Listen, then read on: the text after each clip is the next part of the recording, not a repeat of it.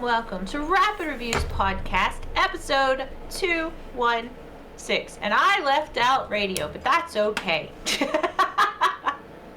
I am your co-host, Kylie Wild, and I am joined by my ever-present co-host, Pete Beckett. Hello.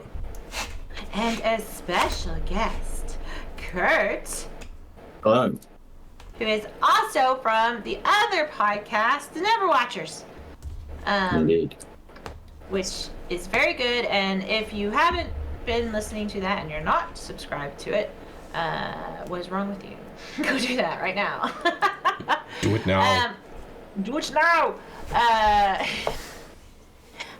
So we've got a very special episode today, which is actually going to be a lot of fun. But I will leave that as a little surprise. Woo! But what I like to do every time is I like to start by asking our wonderful guest how his week has been and what has he been playing. Yeah, it's been a decent week. I've recently had a puppy, so a lot of my time is being spent training her and all sorts. And it seems to be going well so far. But it means I haven't had as much time to game, but I have been playing the new Call of Duty Black Ops 6, the campaign on that. I started on Friday. Yeah. And I think it's really good so far. I think I've maybe played about 3 to 4 hours of it. And so I always like to play the campaigns in Call of Duty. I'm not really interested in the multiplayer. Yeah. But I never really get them day one because it's a lot of money just to pay for a short campaign. And then last year's I just totally skipped altogether because I heard it was so bad. So with this being on Game Pass, and then I saw that the reviews for the campaign were also really good, I decided to jump in, and yeah, it hasn't disappointed me. It's been, I think it's up there with the best campaigns. Oh wow! Oh, that's good. Yeah, it introduces some new stuff that I've not seen in a COD campaign before. So I think the best example of it would be in the third mission. I don't know, have either of you played Gears of War 5? No, but I've seen enough of it. Yeah, I was gonna say, yeah. Or maybe Uncharted 4? Oh yeah. You played that? Yeah. So, do you remember the Jeep bit in Uncharted 4? Not the set piece, but the bit where you get to drive around the big map.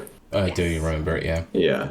So there's a mission in Call of Duty where you have this really big open space with various objectives that you...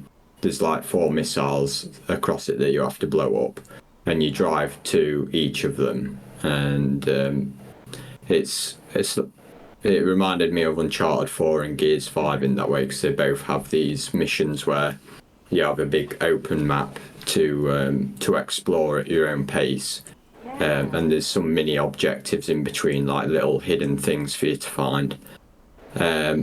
And it also reminds me a bit of Far Cry with how open it is to how when you come across one of these missiles that's like guarded in an enemy base, you can either approach it all guns blazing or take the stealthy route like in Far Cry games. Yes, so sort of like how you'd come up to a stronghold basically in those games.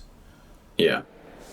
And then there was an earlier mission where you're it's like quite well, it's very stealth based, but it's not in the sense that you're crawling around with a gun. It's you go into this party and it's like I say a weak version of Hitman. I don't mean weak in a negative sense, because it's like a very accessible version of Hitman, and because I totally understand they don't want to have that level of depth in the game. Right. But yeah, it's quite interesting and not what you'd expect from Call of Duty. So yeah, highly recommended from me. Okay. Excellent. I've been interested about the campaign since I saw it at the what was it, the Summer Games Fest or the Xbox showcase that they did in June, and it did look really interesting from what I watched of it. I just haven't had a chance to play it yet. But with it being on Game Pass, being a little bit more accessible, and like you said, not a full price game, in that sense, it's definitely something that I will be picking up and playing at some point in the future. Yeah. Very So- cool. Cool. I actually did see that you were playing it the other day, so I was like, oh, it'll be interesting to discuss. Ah, Because yeah. should I jump into the fact that I've also been playing Black Ops 6? Yes, I think you should do that. Yes, because I've not been playing the campaign, but I've played a few games of the multiplayer, and this is continuing off the back of the fact that I was also in the beta earlier on in the year, and this is still as solid as it was in the beta. Obviously, the maps, there are a lot more maps in it now. Obviously, apart from the 4 or 5, I think it's 3 or 4 that they had in the beta. I think there's 12 maps this time around, and some of the maps that I've played are really cool. There's one that's set in a football stadium, one that's set in Iraq, and it's all set around the 90s. So all the warfare is basically pretty much as you sort of would expect with a more recent Black Ops game. But the Omni movement within the multiplayer is probably what changes it so much compared to previous Call of Duties. It feels a lot more modern. It feels like it's taken a couple of notes off of more modern shooters and sort of gone, well, we can't just rest on the fact that we've done the same formula for the past 10 years. We need to actually advance, and this one finally feels like the advancement I've been waiting for. So I've been pretty positive on it so far. I'm really enjoying it, and I can see myself sinking a few more hours into it. Several of my group of friends that I play games with regularly, such as like Fall Guys and that, this is probably going to be on the rotation for us, because one of them is, or two of them at least, are very big COD fans. So they've been wanting to get me into COD, and this is going to be the most accessible way of doing so because it's on Game Pass. I can download the whole game, play it, including zombies. So I sense myself playing a bit more zombies as well, which is not going to be good. So yeah, in terms of that, I've been carrying on with Like a Dragon Infinite Wealth as well. I'm now about 20 hours through the game. My God, that game is just an absolute delight. Anything that you've seen in the pre-release material or from the reviews, pretty much most of the mini games that come up. I'd say the only bit that's really annoyed me so far is one forced grind section where it forces you to go onto an island. That's about as much as what I'm going to say about it. Any of the reviews have basically called it Animal Crossing, and I won't disagree with it, but it is just, I didn't like the fact that they make you spend free in-game days there, and it's like, oh, I wish I could just get off of this now. Yeah, I didn't realise that aspect was mandatory. So it's, I guess, is it just like teaching you the ropes of it, and then you decide whether you want to carry on with it or not? Basically, afterwards? yeah. So it gives you a basic tutorial that lasts probably about an hour to an hour and a half. It shows you how to craft, it shows you how to build stuff, and shows you what you're doing with the island itself. It shows you combat and resource management, and then it's like, oh look, your 3 days are up. You can leave at any point that you want and come back and help us. It's like, okay, cool. So I did. So I did enjoy it, but it was like, I don't really like those sorts of aspects in games where it forces you to have to do a side activity. And Yakuza usually does it really well, where it's like, okay, you get sub-stories, but they're usually pretty quick, or they're very in-depth, and you can choose to do them, and they are very entertaining, or very... they range from like comedic to highly emotional and tug on the heartstrings sort of one. So this one just didn't really feel like that, and it's Really? I get that there's a lot of things to do in Yakuza, or especially this one, but this one just wasn't really my bag, to be honest. There was a fourth section earlier on with the Pokemon like thing that they do called Sujimon, and I didn't particularly like that either, but at least it was actually quite funny. This one just wasn't either of those. It was like, okay, do this. Right. So, but yeah, it's a highly entertaining game, and I'm starting to get to a point in the game where I think story-wise it's all starting to come together. And I don't want to give too much away, but my God, is it entertaining. I can't stop playing it. Yeah. I would like to get round to it. I was kind of put off by the first Like a Dragon because I just really didn't like the grinding aspects of it. But I hear that it's much better in this game. So, from what I know about it, there are some grinding areas that you will have to do.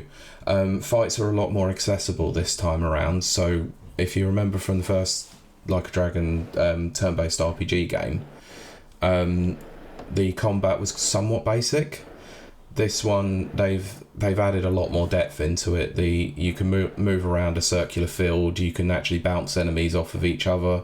You can hit enemies into other playable characters to get more damage, and there's a lot more strategy involved in it. And also, one of the good things that it does, I did explain this on last week's show. It does tell you if there's a requirement, a level requirement or an armor requirement. So it does at least tell you that you might need to go and do a bit more grinding or do some side activities, which is quite a useful little thing. But so far, I've only had to probably do about an hour of grinding, which, considering 20 hours of game, is pretty not bad actually. Right. You seem to accumulate quite a lot of experience. That's very good. So, Kurt, I'll gladly lend this to you when I'm done with it, so you can give it a try. Oh, thank you. No worries. But yeah, that's what I've been playing this week. Very cool. So, Kylie, what about you? How's things been with you, and what you've been playing? Well, I didn't have a hangover after Sunday's show, which is good. But I have been playing over on my channel. I played Hitman, of course, yesterday. Mm-hmm. Which I'm actually on the very last map of just the basic, Hitman World of Assassination thing. I've got some DLC that I need to download, and then I'll probably carry on with that over on the stream. But I just love Hitman, just 100%. Like, it gives me pure joy, and I know that sounds so messed up because my favorite thing to do is to throw a screwdriver into people's faces, or a coconut, because the coconut makes a hilarious sound. Also, I found out you can somehow throw a banana down and they will slip on it, like the NPCs will slip on it. I haven't been able to do that yet, but that is one of my goals. And then today I finished up the free DLC over on Power Wash Simulator, which is the haunted, I forget what it's called. I think The Witch's Haunted Hut Mansion, is is it? I don't remember, but it's one of those things. It's a pretty straightforward, just your basic Power Wash Simulator map. Everything's dirty, you have to clean it. Woo. But I liked it because they're always really, really good about their free DLC. Mm-hmm. They don't shortchange you or give you just lower quality stuff because it's free. It's actually higher quality, just as good as any of the other maps, and there's plenty to do. I think I sunk probably 6 hours total, added up together. It's hard to say because obviously I'm streaming that and then I'm doing a talk stream over it. Yeah. But if you like Power Wash Simulator and you like their free DLC, this is definitely, you're gonna love it. You're gonna enjoy it. Maybe not love it, but you'll enjoy it. And it's got the Halloween theme Nice. and stuff. And then tomorrow I should be playing, and we don't know because sometimes Kylie changes their mind. We should be playing Resident Evil 4 Nice. remake. I love that game. Yeah, Resident Evil 4 remake is fantastic. Yeah, I'm really looking forward to it and stuff. But outside of that, I'm just running through my head right quick to be sure, but I think that's the only games I've really played. I mean, other than just, like my casual puzzle games. Yeah, of course. But with that said, that means I'm gonna toss this over to Pete to kind of give us a little setup here before we launch into our fabulous discussion that I think everyone is gonna love and appreciate, and you better share it with your friends. So Pete, over to you. Also, so just before I do that, I'm going to reiterate that Kylie meant Tuesday and Wednesday rather than today and yesterday, or tomorrow, sorry, because this is going out and, this is a Sunday. We're not actually recording this on a Tuesday night. Yeah. Yes. Yep. That's it. That's the things that I meant to say. No, I know. I know. So I was being non-specific, but it's fine. Yeah. Anyway, so we're actually the reason why we've got Kurt here, my co-host on the Never Watchers, is because we like to cover film and TV usually. So this is a big promotional thing. Please go and check out the podcast. But we have got them in because we've got a TV show to cover, and it's a gaming one. So we are going to talk about Like a Dragon Yakuza, the Amazon MGM show that was released on the 24th of October. However, there was only 3 episodes added, with 3 more due to be added on the 31st of October. It's a 6-episode mini-series, and in case you haven't realised, it's based on the Yakuza video games. This might have been a reason why I've been playing the game recently.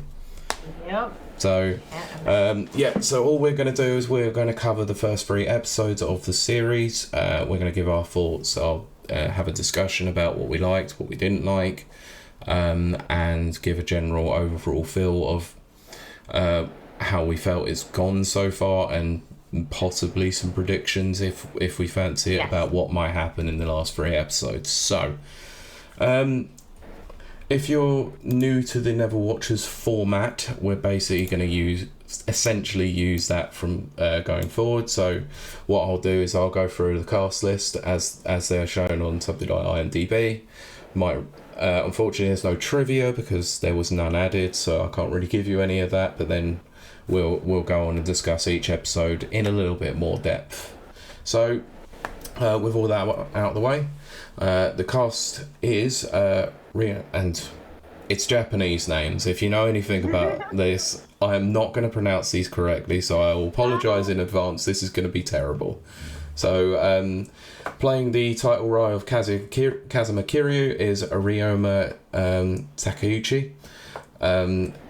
Kento Kaku is playing Akira Nishikiyama. Muntaka Aoki as Goro Majima. Toshiaki Karasawa as Shintaro Kazama. Yumi Kawai as Yumi Seramura. Misato Morita as Aiko. Hinaro Nakayama as Miho.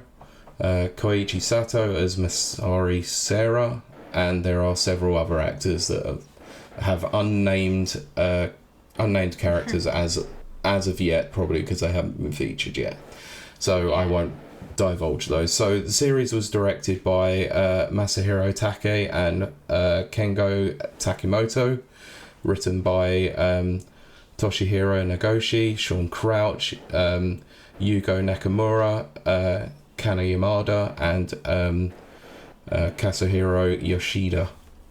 So, for that out of the way, let's talk about the episode. So, what I'll probably do actually is we'll just cover what our general thoughts and feelings are on the show itself. So, I'm going to pass this over to Kurt first. What have you thought of this so far?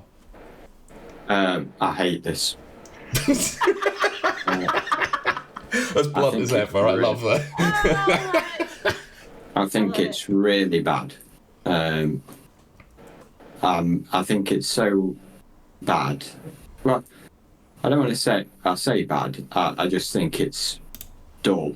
We're just really dull, and with the exception of Kiryu's costume, which matches up with what he wears in the game, I don't think there's anything that links this and characters' names. I don't think there's anything that would make you think, oh yeah, this is based on the Yakuza games. Yeah, I think it's so bad.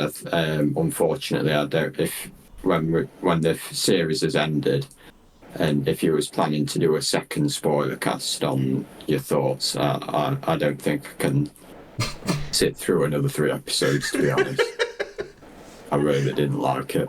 Brilliant. Oh wow, wow. Wow, that is scathing indictment. Yeah, this is quite normal. If you've listened to the Mario Brothers episode of the Never Watchers, it was exactly the same. Yep.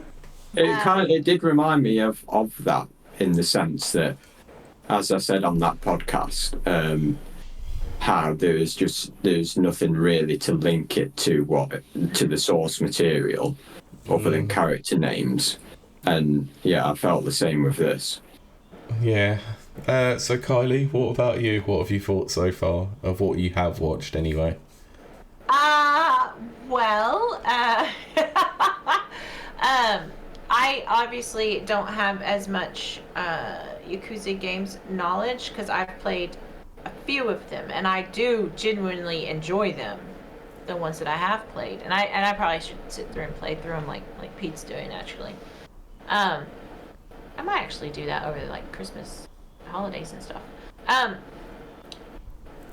But I am a person who is very much a fan of, I'll say, Asian cinema, Asian television stories, narratives, that kind of thing. So, broaching it from that point of view, how do I phrase this?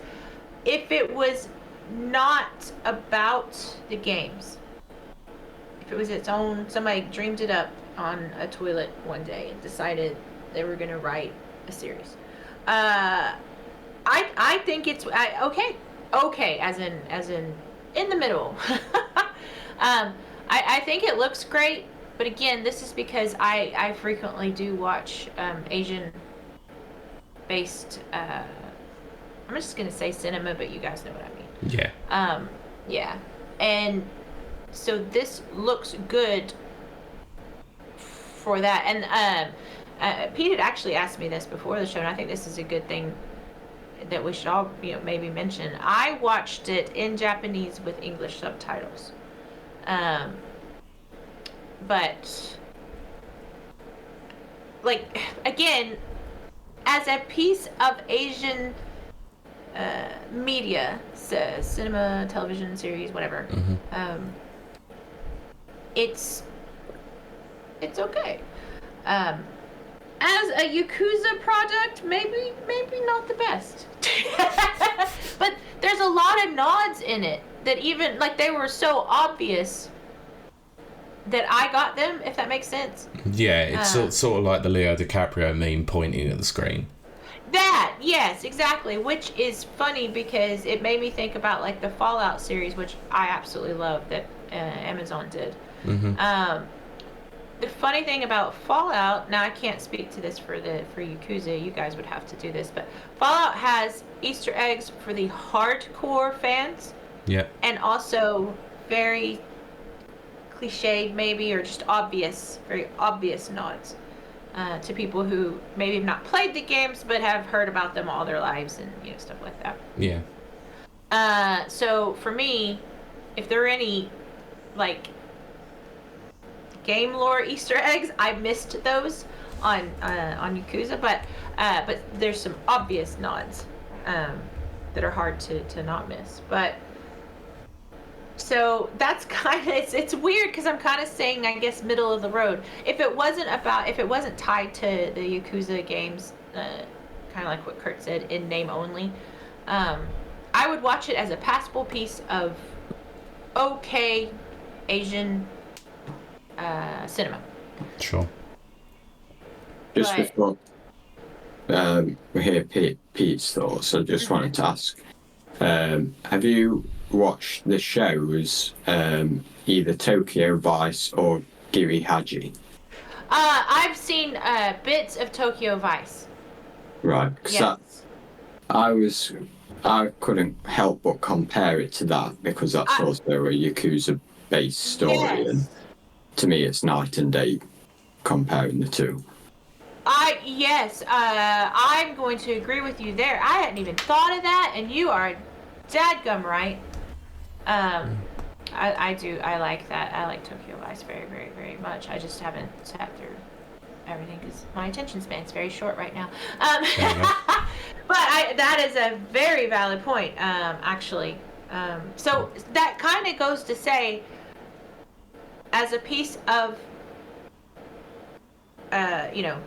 Asian Media. I keep saying cinema. I mean, I hope I'm getting that across, media, because I don't know what to call things when they're like Amazon or Hulu or whatever. Because Just call it a TV series, like it's supposed to, or mini series, or whatever it is. Maybe miniseries, because it's not television. I mean, it's, I don't know. That's weird. That's semantics, and that is not here nor there. But that's why I put it in the middle of just like, it's okay as a piece of media and stuff. So Kurt, But just a quick question: did you how did you watch this? English with subs or English? Yeah, I would normally watch it with English subtitles when I've watched other Asian-based media in the past. That's what I've done.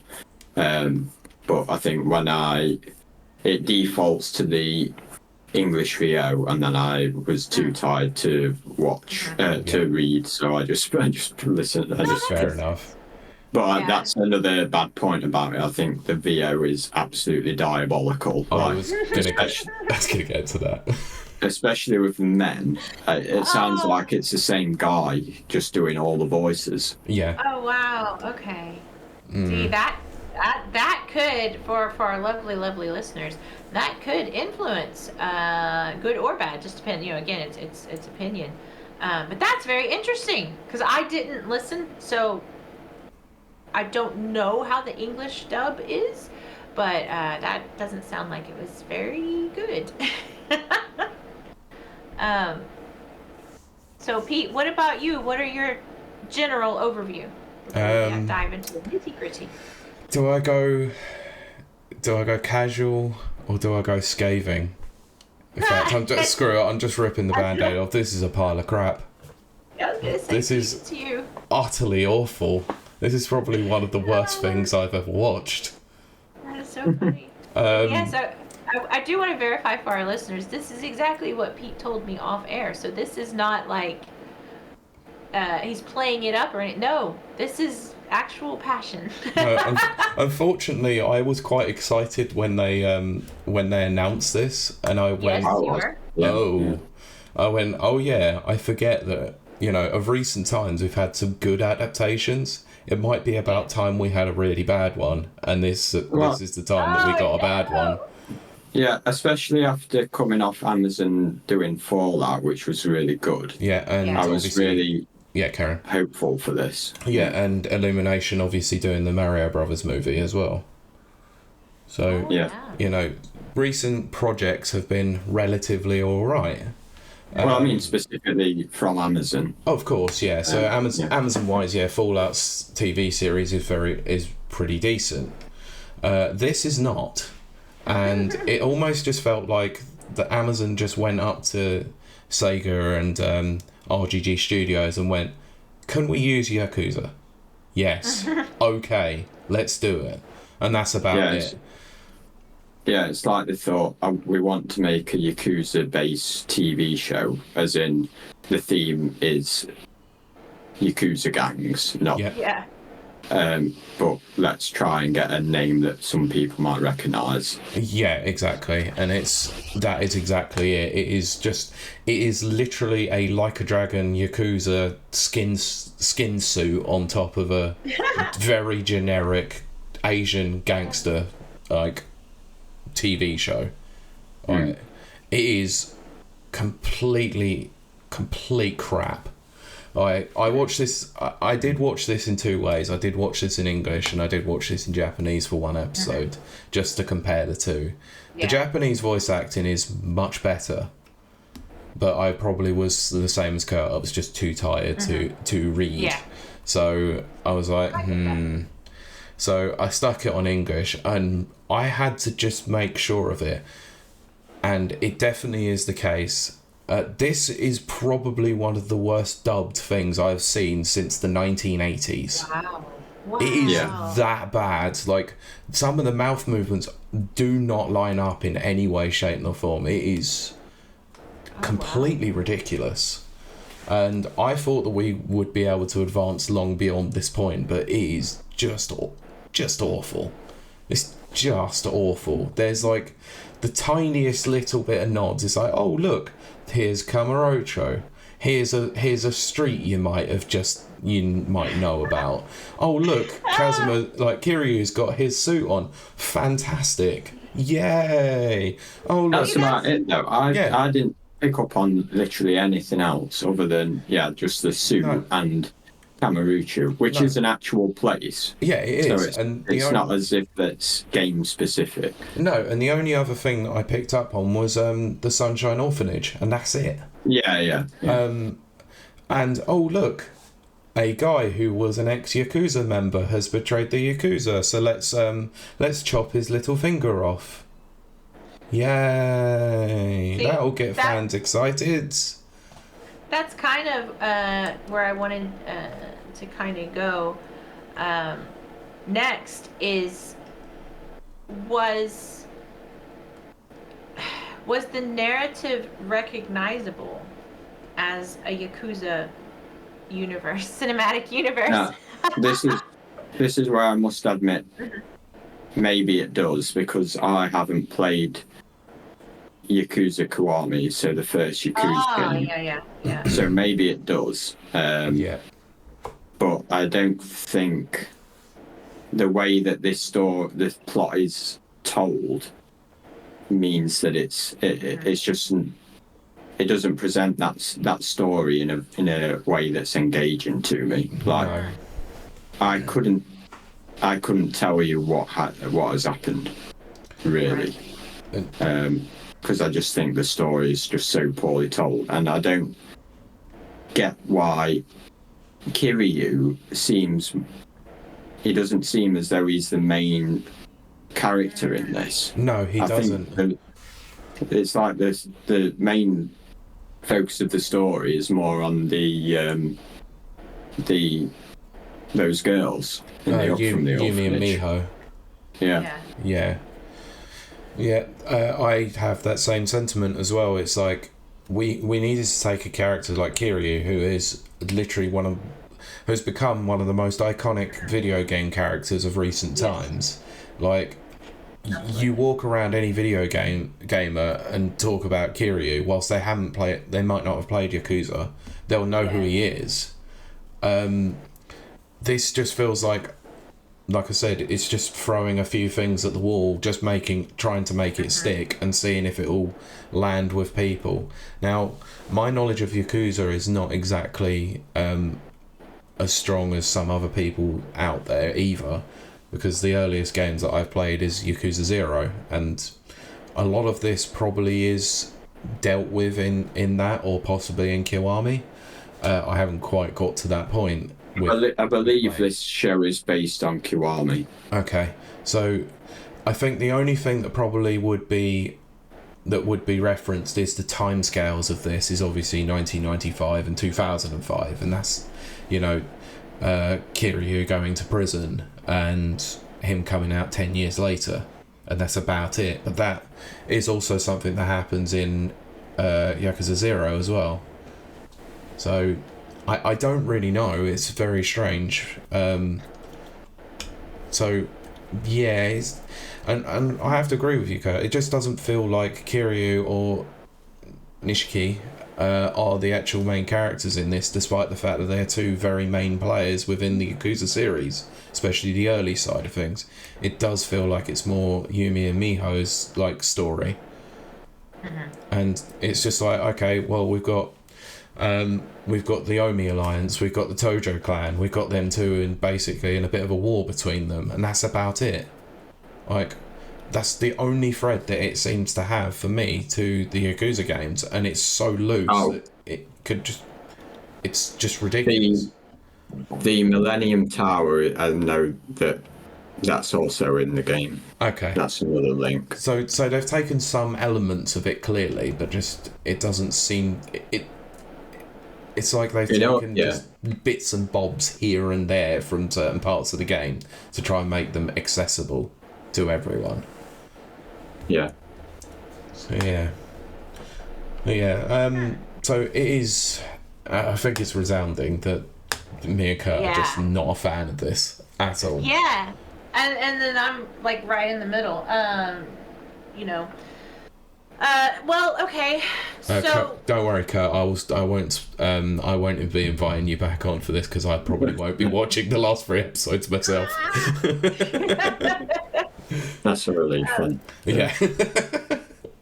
it's interesting. I'm glad to actually weirdly hear that both of you are on the same page, because that I think speaks quite heavily to how they haven't made it in a Yakuza the game, vein.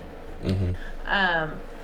But how about if you can't, just say no, I'm not going to. But how about we talk about maybe something positive about it that you liked, possibly?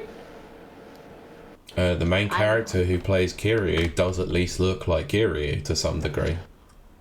I disagree with that, to be honest. There we go. Okay. His costume, okay. Yeah, his costume, but I think even then he only puts it on in the beginning of the freaking second episode anyway. I think the actor is too young and too. Yes. Okay. I actually agree with you there. Okay. Yeah. And he also looks a bit.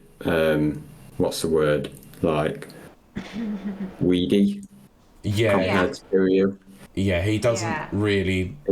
It doesn't fill out the suit very much. Right. No, he doesn't at all. Yeah. Okay. They've teased him to some degree. He's been featured within the show or within the first 3 episodes. I'd say that they've got this as close to the sadistic side as possible you can get with Goro Majima. Right. But I think that's due to come in the next 3 episodes. I think he's going to go fully insane. Well, it's funny. It just popped into my head that I actually started watching Avatar, the last, the Airbender, not Pandora or whatever. But they did a series on, I believe it's on Netflix, and weirdly enough, and I think it's 6 or 8 episodes. The first half of these, if it's 8 episodes, and I'm talking about the first 4, are actually decent and good. And then all of a sudden, it's just terrible. So, not terrible, but it's not as good as the beginning. So, what I want to ask is, do you think the next 3 episodes, a magic miracle is going to happen and turn this around? Yeah. No. I think by this point I would have seen some hint of potential 3 episodes in, and I just haven't seen anything that convinces me it's going to turn around. Right. Pete, same question to you. Absolutely not. I think this is irredeemable at this point.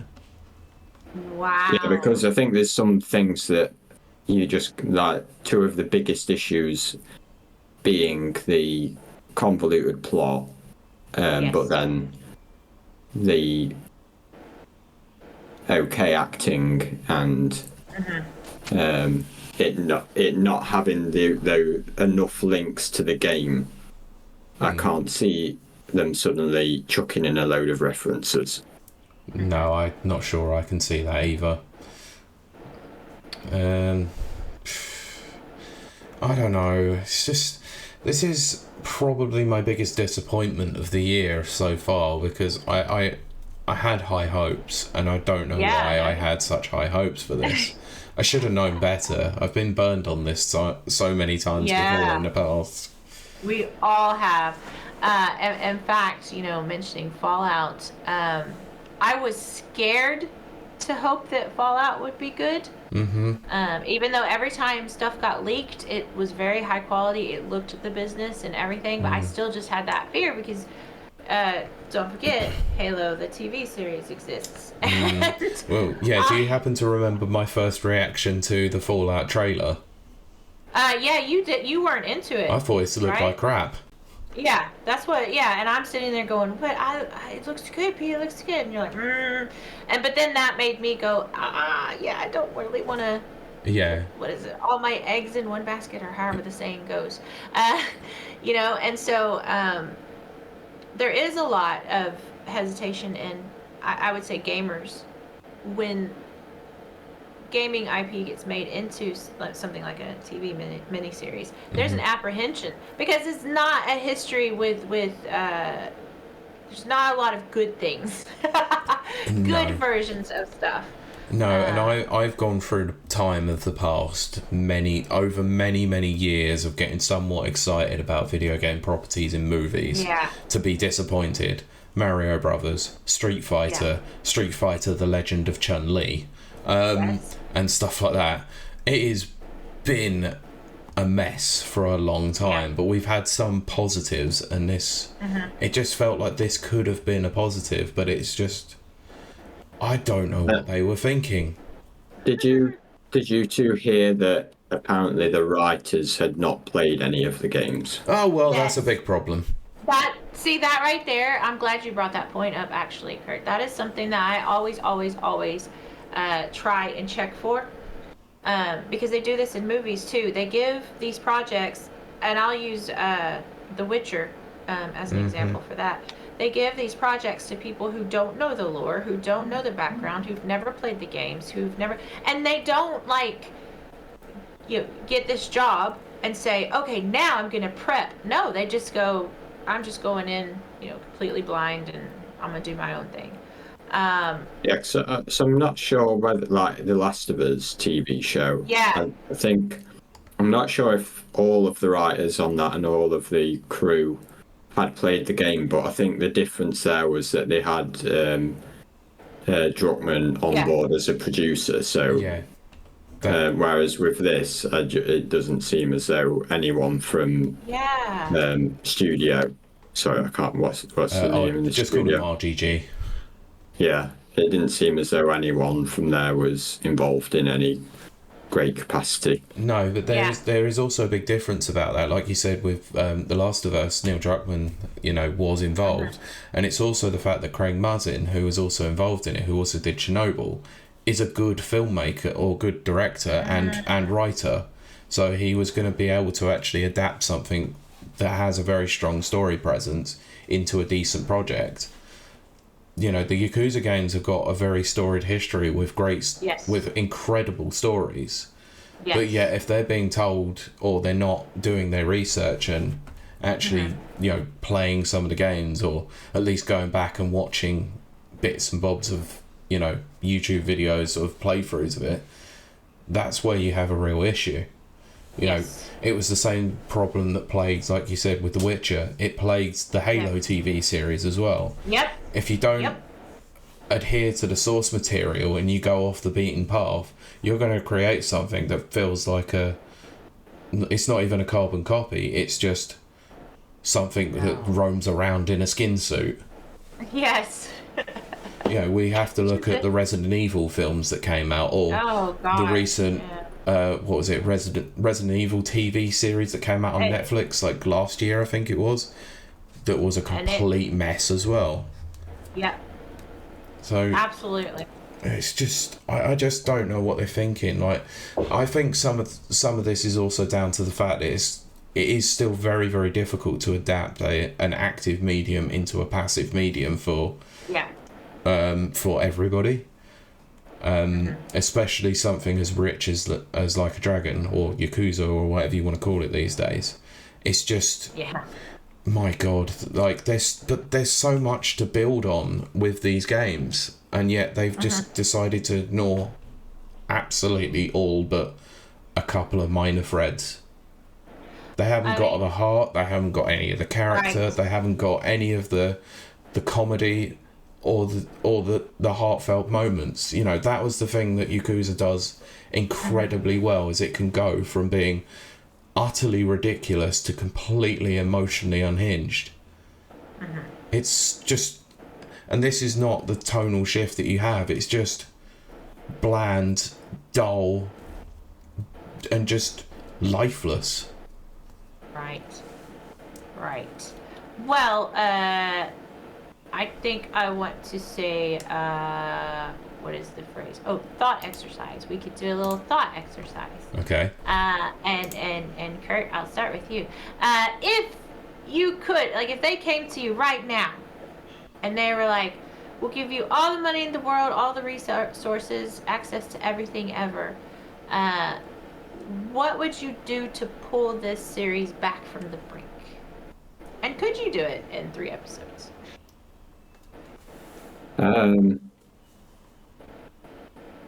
No, I think you'd have to start from scratch. I think I love it. I love it. I love it. And that is definitely a scathing indictment on. Well, but what I would do is recast most of the cast. I'd also rewrite it so that the plot is a lot more heavily focused on Kiryu. Yeah.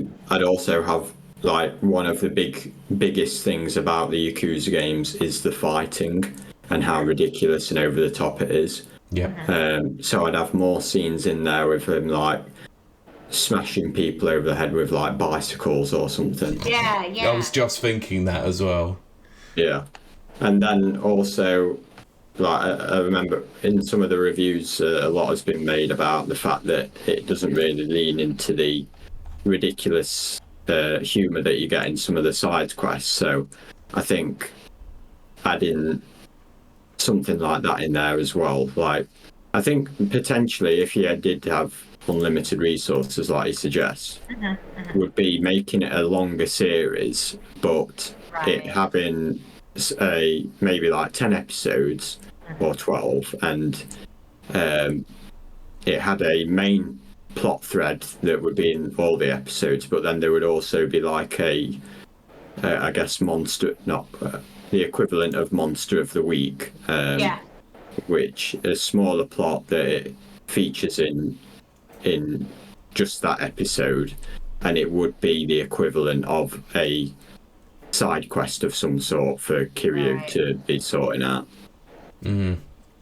Yeah, I actually would like that structure. I actually can't disagree with it as well, because there's so many side stories that you could actually make a full series just out of side stories alone, and then, like you said, Monster of the Week style, you could have it doing that, but then also the odd episode here and there actually focuses on the main plot. Yeah, or you could have tenuous ties between all of it. It's just, there are more there's so much more that they could do with this. I have to agree right there as well, because even I can see that there's lost potential. You know, even just an outside observer who doesn't really know that much about Yakuza. You could even not chain yourself to the plot of one of the games. You could just come up with a new Yakuza story featuring Kiryu.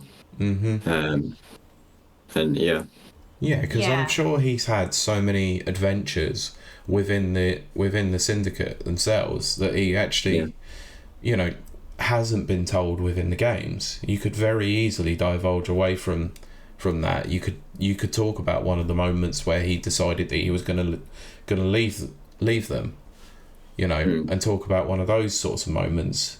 But yeah, because if you think about it, probably the short, like a Yakuza game, maybe the shortest one would be like 18 hours worth of gameplay. Yep. Yeah. And then for some of them, it's you're going over 35 hours, and that's just without even doing any side stuff. Yep. So to think that you could fit the plot of one game into a 6-hour TV show, you're going to be missing out a lot of stuff. Oh, for sure. I actually very much agree there. But that you see that a lot in especially these miniseries that come from places like Amazon and Netflix. They're like in-house type things. Is they try to cram a bunch of I was gonna say source material or lack thereof, but they try to cram too much into too little of a space, or time length. And I do think quality suffers for that. Storytelling quality absolutely suffers from that, and you do get a sense of that with this series. Is that it's kind of like silly comparison, but and Pete won't understand this, but Game of Thrones, definitely the last season, but probably the last 2 seasons, they were done with making the show. They'd had all these like story arcs left untied and unfinished, and so they just crammed. It was not like you were exhausted after watching an episode, but not because it was so thrilling and everything. They were just cramming narratives all through, just bam, bam, bam, bam, hitting you with every one. And weirdly, looking back, I kind of get that sense as well on this. In that it's giving you so much information, I guess is the word, but not really going anywhere with it. Yeah. That makes sense. Yeah. I think a lot of this is down somewhat to a symptom of writing at the moment within quite a few different projects within Hollywood movies, TV shows, and all that, is that the caliber of writers that we are getting nowadays, like you're having to have these writers' rooms that actually either one, don't understand the source material, or two, don't really know how to structure a script very well. And this has been a real problem with a lot of TV series. I mean, this one of the issues that I actually had with, and to bring it back to the Never Watchers, with She-Hulk. It was one of the worst TV shows I think I've ever watched, because it had no real decent structure and no real decent plot, and yet every character was completely unlikable. And this is exactly the same problem. It's that you haven't got one creative mind behind it all. You've got a series of people, and the vision seems to change between all those 4, 5, 6 people. You could often have one person writing one episode and one person writing another episode, and yet tonally they are like a car crash. There's no consistency like it is anymore. Whereas you take into account something like from the 2000s, like Firefly, that was overseen by someone like Joss Whedon, who wrote everything, directed everything, had a overall vision for how he wanted to create the entire show, and it works in a somewhat ridiculous way, I think. But even original Star Trek and stuff like that, all overseen by Gene Roddenberry. It's just you don't have that in Hollywood anymore. You have to have everything done by committee. And it's having an adverse effect. Yes, you do get some nuggets out there that are very, very good, but the vast majority of times, the last few years have been very ropey when it comes to TV and movies. Let me ask you this very loaded question, but honest opinions, please. Do you think AI could have written a better script? Oh, yeah. But I still would not prefer that to happen. Yeah, I'm gonna just give my own opinion here. I try to stay neutral and unbiased, but no, I would like AI to not ever write anything. I think it would be a lot. It would actually have more human emotion than this show seems to have done. But no, I'd rather it not be used. And I don't think it would have made a better script. I just think. I just not sure what they were doing, and I just still can't quite work out what it was that they were thinking. Right. So, Uh, but yeah. yeah, if I had all the money in the world to fix this, Yes. I'd take the money and run and just deliver nothing, because that's the best thing that you could do out of all this. Oh my goodness. This is crazy. You know what's crazy? You two sharing this kind of same passionate response to this. It weirdly makes me want to watch it even more, just so I can slag it off. I'm just gonna hate watch this just to Yes, see if I hate can watch, prove that's you gonna wrong. be- that's my new side podcast, The Hate Watchers. Brilliant. So what is that? Just reacting to our episodes? Just Yeah, there you go. That's it. I'll tack on a little supplement to each of your episodes. amazing. Right, go and do Super Mario Brothers and tell us what you think. I mean, like, I know we've brought that up several times because it is such a parallel when you're talking about source material, because there was just none.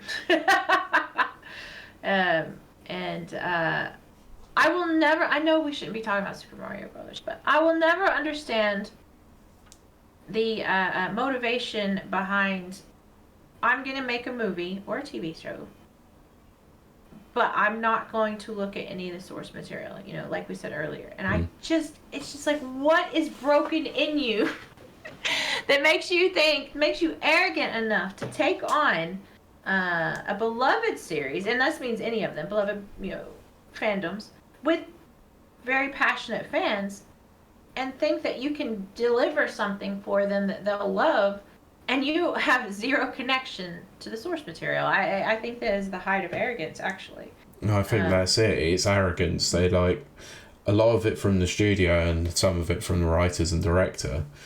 It is just literally just the arrogance that, oh, this fan base will absolutely eat this up regardless. Yeah. And admittedly, I did by watching it, but I also did it for content.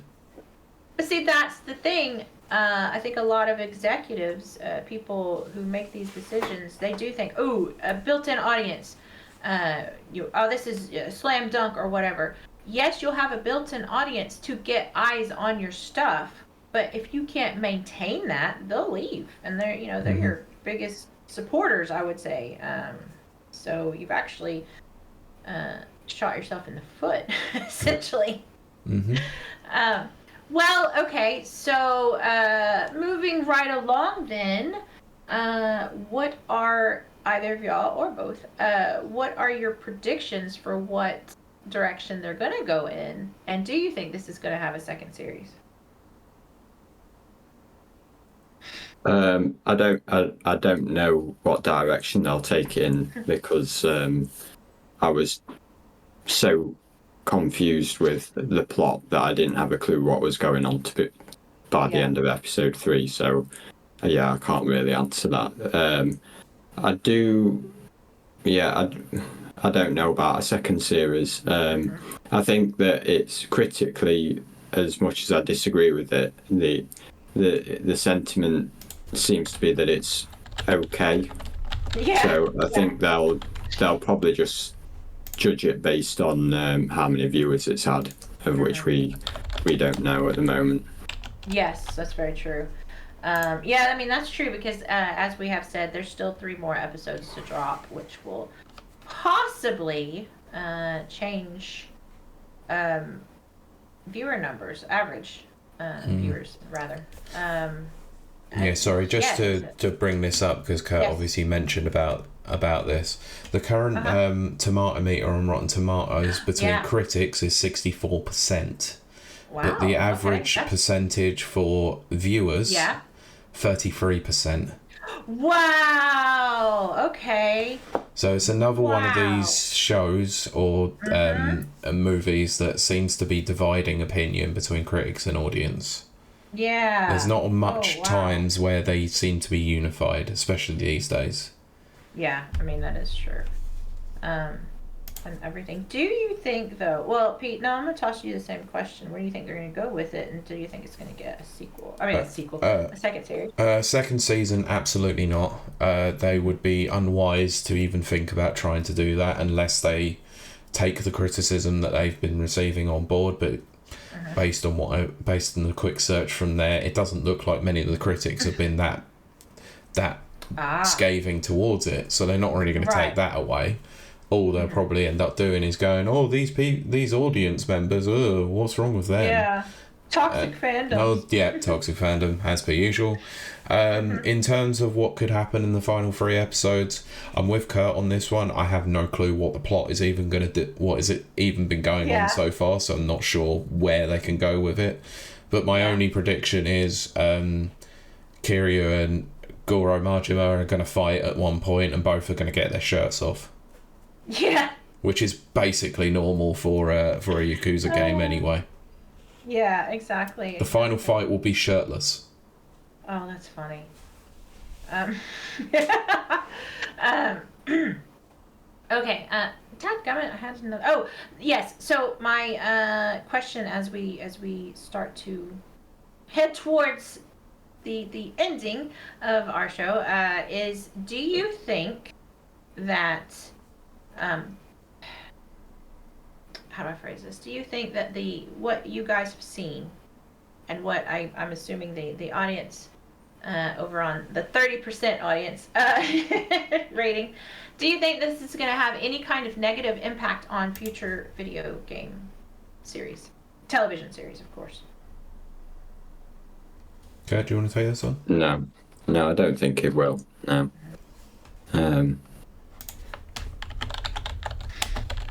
Maybe in the sense that the creators will try and ensure that whoever's doing the writing has actually played the games. That would be like my greatest wish. But this doesn't seem to have really breached the wider, like, general public, like the more casual audience, like The Last of Us didn't, even to an extent, Fallout. Yeah. Yeah, so Pete, basically the same question to you. Do you think this is going to have any kind of negative effect? Or even positive? It's another side of the coin. Well, based on just a small search that I've found, this will not have any effect on it whatsoever, because the current slate of video game movies and TV shows beyond this point is quite long. So Sonic 3, Minecraft, Five Nights at Freddy's, Street Fighter, the new Mario 2, Ghost of Tsushima, Until Dawn, The Sims, Gears of War, Silent Hill, Death Stranding, Days Gone, Dredge, another Detective Pikachu, Stray, Bioshock, Space Channel 5, Comic Zone. Oh, Space Channel 5. We've just had Legend of Lara Croft on Netflix as well, which is the animated one. Arcane Season 2. Fallout, Last of Us Season 2. Witcher Season 4 and 5. God of War, Gears of War. Devil May Cry anime. Twisted Metal. Assassin's Creed, Splinter Cell and Castlevania have all got things in the pipeline. So probably not. And based on the output that we've had over the last few years, one of the only shows that has come out, or the few shows that have come out, or movies that have come out that have been somewhat half decent and respectful towards the source material, are Detective Pikachu, Mario, Sonic, The Last of Us, and Arcane. And Fallout. Fallout, sorry. But I highly doubt that much else is really going to come out that's going to be that respectful of the source material. I hear Twisted Metal was okay for it, actually. Twisted Metal is a weird one because it was, as a game, it's literally, I mean, I guess everything can be drilled down to this, but it is just a concept. Yep. And the fact that they were able to make a series, and apparently people love it, so I'm gonna have to open my mind and go back and rewatch. But that's another one where that is actually, there's not a lot of source material to work with, so they had a lot more freedom to do crazy things, which could be why it turned out so well, at least according to everybody ever, and anything like that. But okay, so Pete, did you have any questions you wanted to add in and talk about? Any discussion points? The only question I had is, why was this made? Joking aside, I'm not really too sure if the only question I had is, can I have the last 3 hours of my life back? Oh goodness! Wow. That could actually be the title right there of this episode. Yeah, Kurt, did you want to have any points, anything discussion wise that you wanted to bring up? No, I think I've exhausted all my opinions on it. I think that's a good way to put it. Kylie, any final closing thoughts or questions? I actually might, but this is still a huge might. I might actually finish it out, just because, and it will be purely hate watch. Okay. Well, the next time we record, then you can tell us what the last 3 episodes did. Yeah, then. there you go. Yeah, that's what I'll do.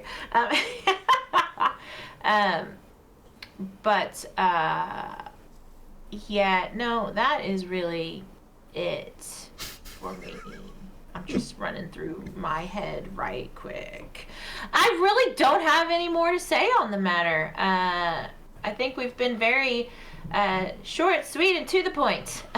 Yeah, usually we delve into a plot on the Neville Watchers and, how we would normally do it. But there's no plot to delve into. No, exactly. Exactly.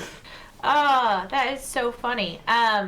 So, yes, a shorter episode, fully admitted, but a good one nonetheless. But at least this will tide our lovely, lovely listeners over until the next one. Yes. But that does leave us to do all of the house cleaning and the fun stuff. So, first of all, thank you so much, Kurt, for being on the show. It's always amazing. And second of all, where can people find you and follow you and all of that fun stuff? I'm in the Rapid Reviews Discord, so if you want to say, I'll be in there at angry_Kurt. So yeah. Yeah. Pete, same thing to you, and definitely plug the heck out of Neverwatchers. Yeah, it's your opportunity. Yeah, I will do that. So, I'm in various Discords, Rapid Reviews, of course, Modern Escapism, and a few others, although I've been a bit inactive in some. But yeah, wanted to say big thanks to Kurt for coming on. It's been long overdue since we've had you on got you on the show, and obviously we record the Neville Watchers together, so it seemed like the perfect opportunity to get you on for this. So, cheers, mate. But yeah, please go and check out the Neville Watchers if you love all things film and TV shows. We're on Spotify, Apple Podcasts, and a few other places that I can't recall right now. Just search the Neville Watchers. But link is also in the description for the show today. Other than that, not sure what else. Usually you can follow us on Twitch, but this one's a strangely pre-recorded, somewhat old school take for us, going back to the early days. Those heady early days, the first 75 episodes. Yeah. Kylie, what about you and your streams and all? Yes, well, little old me, if you want to watch me stream and play games badly, because I'm not going to lie. Weirdly, I've talked about this before, but there's a lot of pressure when you start playing games and people are watching you. Yeah, don't I know that? Like playing the first part of Yakuza 0 with the sound completely off. Well, there you go. And I swore up and down that you had done that intentionally. I didn't know that you hadn't. I dropped by on that one. No, just the microphone was muted for no reason. Yeah, it happens, believe me. Yesterday on one of my streams, I accidentally was using the video camera mic, which is the worst mic in the world ever. Yes, so if you want to come watch me play video games very badly, sometimes I intentionally do stuff, especially if I'm playing Hitman. I do like to kind of annoy people, so you can kind of expect that. But that's twitch.tv/KILEY_WILDE. I'm there. Come check me out over on YouTube and TikTok. That's a thing that exists. And then, of course, every Sunday, well, most Sundays, over on the Rapid Reviews, this right here, this very podcast. It's weird because this is a pre-recorded one. So it's a bit strange, kind of like what Pete was saying. But if this is your first one, first of all, welcome.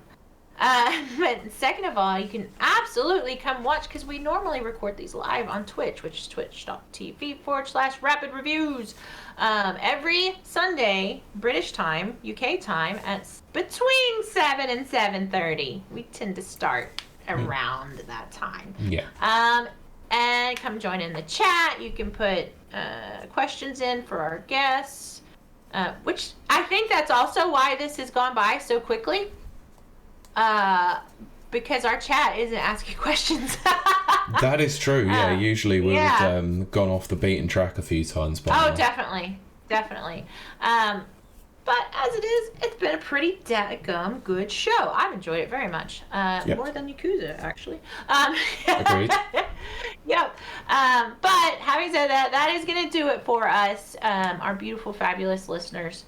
And that just leaves me to say, we will see you and talk to you next week, Pete? Next week. Bye! Bye. Thank you for listening to this episode of the Rapid Reviews Radio podcast. You can find the podcast on Anchor FM, Spotify, Apple Podcasts, and various other podcast platforms. You can also find the video version by searching Rapid Reviews on YouTube and watch the podcast recording live on Twitch at twitch.tv/Rapid Reviews at 7:30 p.m. UK time every Sunday. Please make sure to follow the podcast on Twitter at RRRadiopod, and for all the latest reviews, visit www.rapidreviewsuk.com or on Twitter at RapidReviewsUK.